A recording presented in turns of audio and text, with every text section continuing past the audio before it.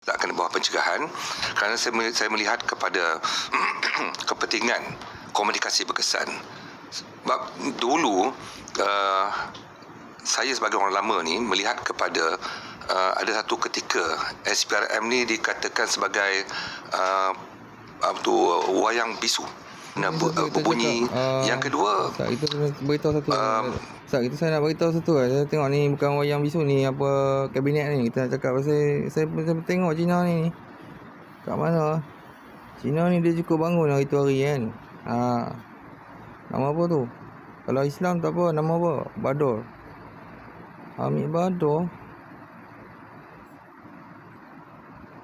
Oh, bukan Cina kalau macam tu. Nampaknya ni ada mirip sikit lah. Mirip macam mana ETC punya Cina tau. So, takut dia menyamar. Kita bukan nak tuduh kan. Kita nak cakap benda yang datang. Tu bapak dia ke? Betul? Kerana saudara dia ke? Kita tengok muka dia lebih kurang. Cuma dia tua sikit.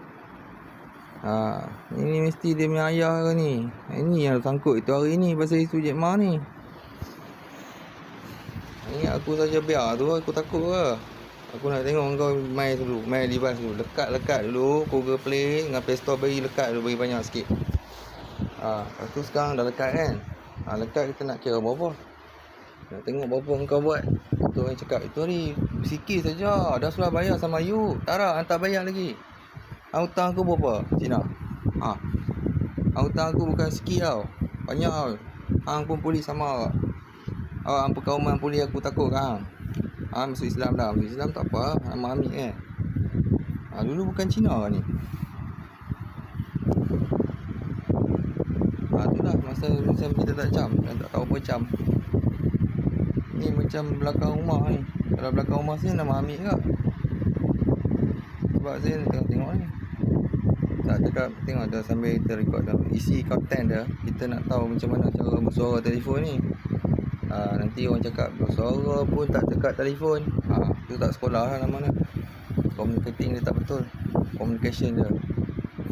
Yang private tak apalah. Private tu asing. Kita kata tu private, you tak perlu tahu saya telefon mana, saya pakai kat mana, you dengar kat sini. Macam tu lah.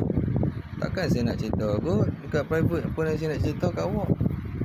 Yang saya tahu, kamu ada buat gangguan setting telefon.